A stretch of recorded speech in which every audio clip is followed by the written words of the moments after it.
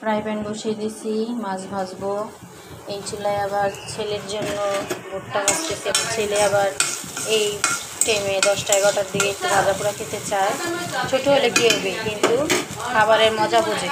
এই তো এখন এই মাছগুলা ভাজবো। আমার ফ্যামিলিতে 3 জন মানুষ। রাত্রে আমার শাশুড়ি খায় না, তো তার জন্য রাত্রে রান্না হয় না। মাছগুলো এখন ভেজে নেবো সুন্দর করে, ভুনা করবো। তারপর ভেজে নিলাম। এখানে আবার ফুলকপি ভাজি করছি। ফুলকপি, পেঁয়াজ পাতা, সাথে টমেটো দিয়ে ভাজিটা অনেক স্বাদ লাগে। সবাই বাসায় বানিয়ে দেখতে পারেন। একজনের এক রকম রান্না, তো আমি যা রান্না করি আপনাদের সাথে শেয়ার করলাম। অবশ্যই আমার চ্যানেলটি সাবস্ক্রাইব করবেন, আমার পাশে থাকবেন, সাপোর্ট করবেন। এখন এই ভাজিগুলো এই ছোটো কড়াইতে বেড়ে নেব। সেখানে ভাজি বাড়া শেষ, ভাজি রান্না করছি। আজকে আমাদের ভাজি আর মাছ ভুনা করবো। আমার শ্বশুর আবার এখানে আম আনছে, কাঁচা আম, গাছের আম এগুলা। তো ওই গাছের আম আচার দিই। তো আমার ভিডিও তো দেখবেন, অনেক পদের আচার দেওয়া হয়েছে, কিন্তু এগুলো এবার ভর্তা খাবো। অনেক আচার দেওয়া হয়েছে। মাছগুলো এখন উল্টে নেব, একটু ভাজা হয়ে গেছে।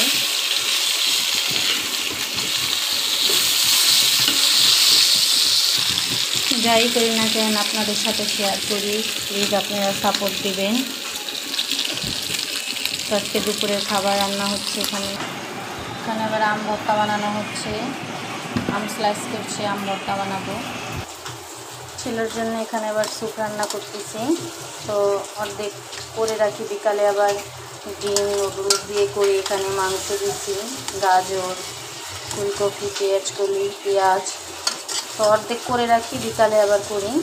তো ছেলের জন্য অনেক আইটেম রান্না করা হয়, কারণ ছেলে আমার বাড়তি খাবার খায় না।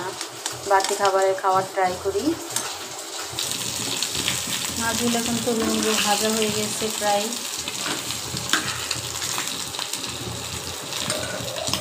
এখন মাছ তুলে হয়ে গেছে, এখন মাছগুলো ভুনা করবো। তার জন্য কড়াই বসিয়ে দিলাম চুলায়। পেঁয়াজ দিয়ে দিব, দিয়ে দিলাম। পেঁয়াজ ভাজা হয়ে যাচ্ছে, বাদামি কালার করে নেব। বাদামি কালার হয়ে গেছে, এখন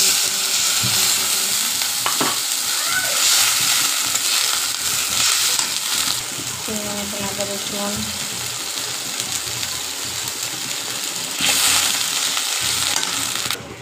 লবণ, কাঁচামরিচ, ধনিয়া গুঁড়া, হলুদ গুঁড়ো। আমরা কাঁচামরিচ দিয়ে তরকারি খাই, তো ঝালটা আমাদের এত শুকনো গুঁড়ো মরিচের ঝালটা আমরা খেতে পারি না, গলা বুক জ্বলে। তাই এর জন্য আমরা কাঁচামরিচ দিয়ে তরকারি রান্না করি। এখন মশলাটা কষিয়ে নেব। এখানে আস্তে আস্তে ভুট্টাটি ভাজছি। এটি পাপ্পনের ভুট্টা না, এই ভুট্টা 2 রকম হয়, একটা পাপ্পন হয় আর এটা পাপ্পন হয় না। মশলাটা ভালো মতন কষিয়ে নেব।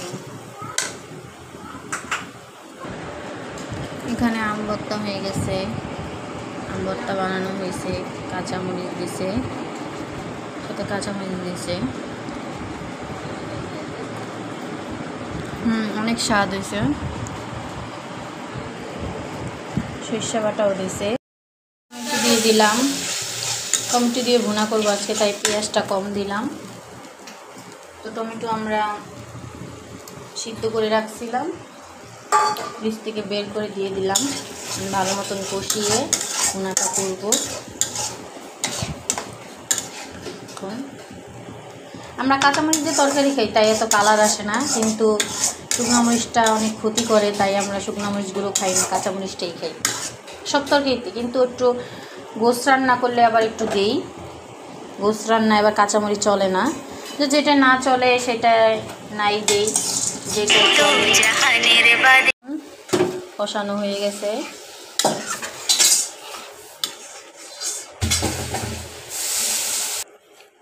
এখন এই যে মাছগুলো দিয়ে দিব।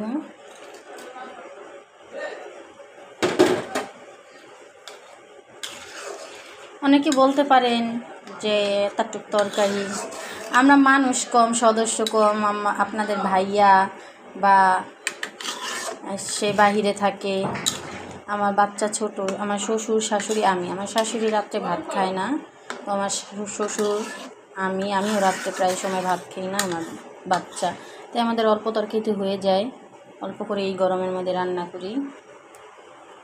সর্বশেষ জিরা গুঁড়া পরিমাণ মতন দিয়ে দিলাম।